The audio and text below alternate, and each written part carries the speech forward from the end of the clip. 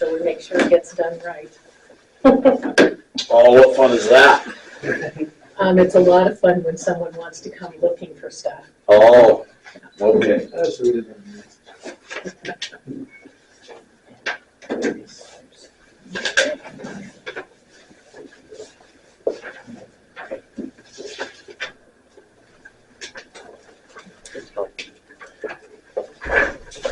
Yeah, we'll call City Hall to order. I pledge Allegiance to the flag of the United States of America and to the republic for which it stands, one nation under God, indivisible, with liberty and justice for all.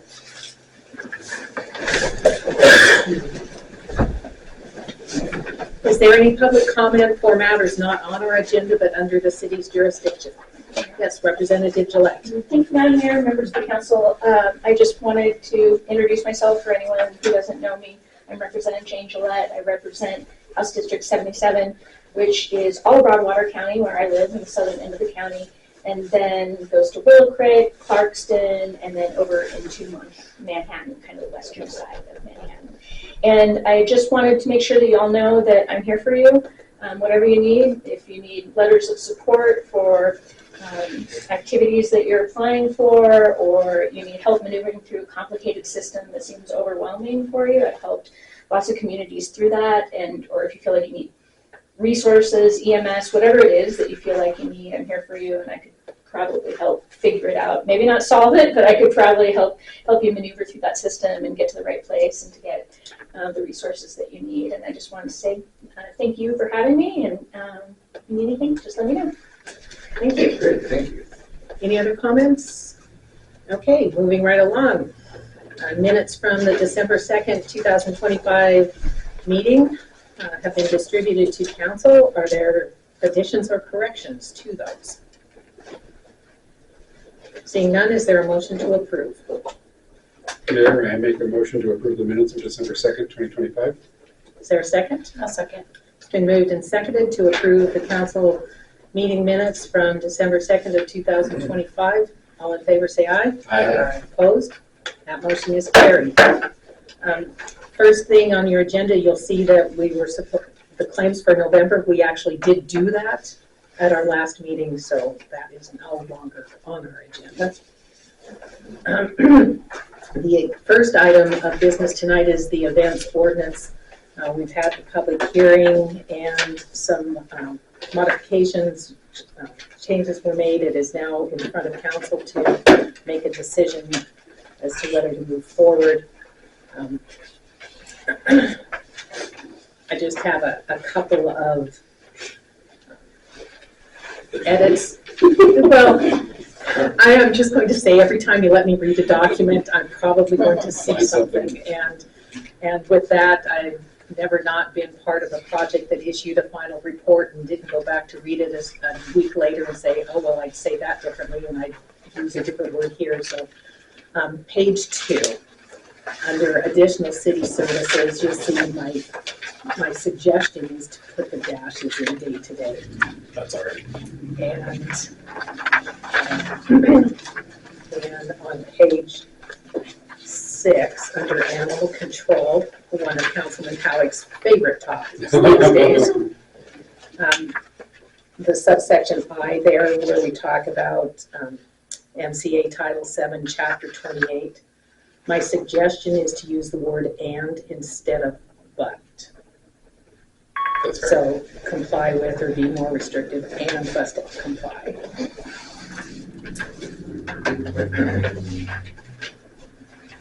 And the last item I'd just like council to take a look at would be on page 10. Under the reservation and event permit issuance, the time frames. The 90 days, the 60 days, 90 days, the 30 days, the 45 days. As I read it this time, when I look at subsection B there, that we get the application at least 90 days before the event, and then within 30 days of that submission, it comes before council. And council can say, yes, this looks good, or send it back to the applicant numerous times. And my question is, what if that happens enough times that we get down to subsection D there and we're past that 45-day window? And I'm looking at Councilman Howitt because That would be an interesting problem to have. We've never seen it. On the other hand, we've seen the opposite problem where people come in at the last second, there's something that has to go back, and it negatively impacts, and in one memorable case, completely collapsed the event. so I'd be shocked to have something that got delayed so many times that it collided that 45-day limit. I just am thinking about things. But to that, I guess to that end, if council was in that situation, special meetings could be called. We wouldn't have to limit Certainly. this to just the regularly scheduled council meetings. In Part D, I wouldn't prefer to reduce it below 45, but I could be convinced to reduce it to 30. That just seems like it's a very short period of time for letting the public know what's about to happen. Okay. In cases of common events like Fall Fest, everybody knows what's going on, so it's no big deal. But a new event, that's So where it's going to be a problem. To that end, then we start out talking about the application has to be announced. But then the second sentence talks about permit announcements. So I wasn't sure whether this 45-day announcement was for an approved permit or just an application.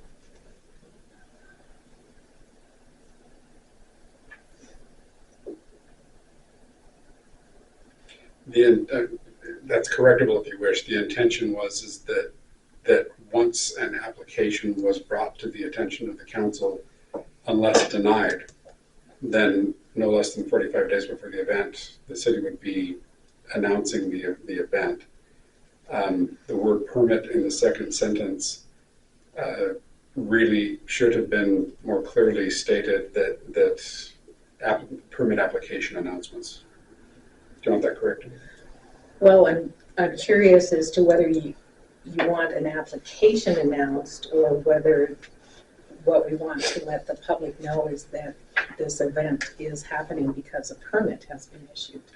The original discussion was that the expectation was that the permit, the council's perspective should be we want to make the event happen. In other words, we're not looking to cancel events. What we're just trying to do is make everybody conform to the same set of rules. As a consequence, if we wait for the permit to be actually issued, then you do fall into the potential problem of somebody coming in 90 days ahead, and because they didn't have all their ducks in a row, they couldn't get everything done in time for that 45-day limit. I think I'd prefer to leave it as 45 days before the event. I guess, and that's the implication. 45 days before the event, it kind of presupposes that the permit is going to be a permit. I was just waiting for you to talk yourself to that point, Council. So what change do you think is appropriate, if any? That event permits shall be announced to the public.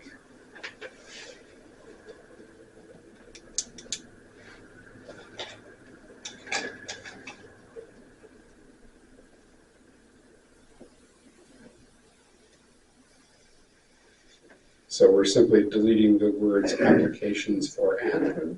All event permits shall be announced. Okay.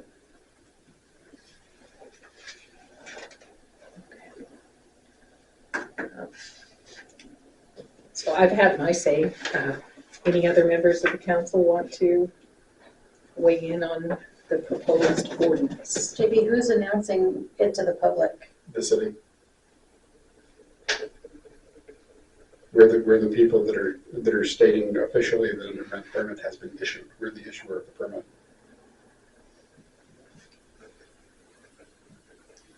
We can insert the phrase by the city to make sure that's very clear. Angie, do you see a potential problem with that? No, I just wanted it clarified as to who. So event permits shall be announced to the public by the city beginning no less than 45 days.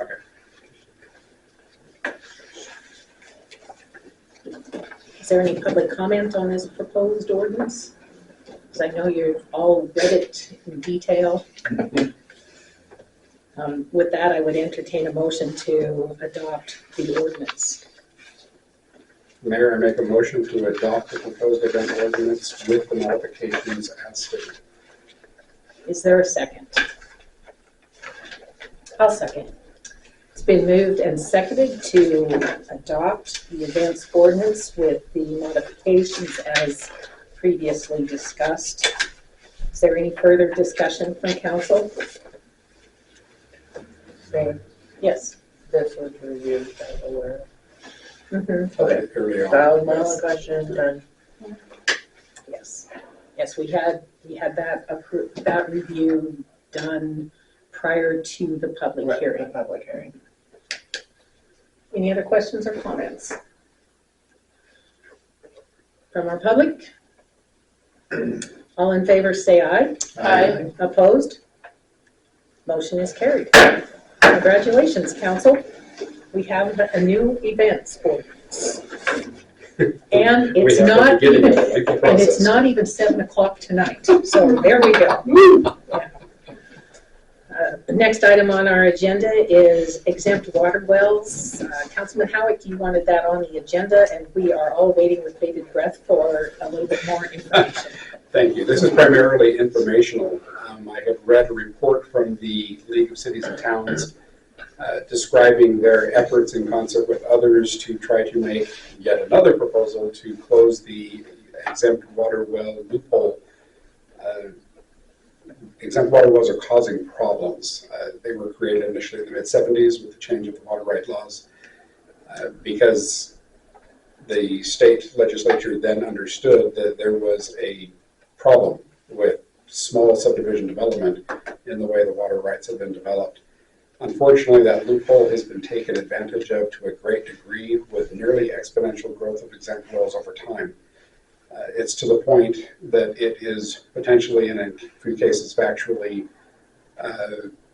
compromising agricultural water availability. It was the basis of the difficulties with the Horse Creek subdivision several years ago and the county's involvement with that lawsuit. Their effort is not a guarantee. The reason that I'm bringing this to our attention is that with our own changes with our water system, I asked myself the question, what would the city do if something like this were to pass? How then would the unbuilt on lots running up and down Highway 12 between here and the fairgrounds get water? And I wondered if the only option they would have is to connect to the city water line, which now runs along that road. I sent a question off to Kelly Lynch at the League, and she gave me a phone call. It was very useful and informative. She expects that there's kind of two worlds here. One of them is that people are going to be grandfathered, so if everybody gets their exempt well permit before any change to close the loophole takes place, it's a non-issue. Thereafter, yes, their option is the city. Yes, the city has the authority to allow connections outside of a contiguous boundary of the city. Yes, it's a complicated mess, and therefore the suggestion that I'm bringing to the council tonight is that we remember for our next review of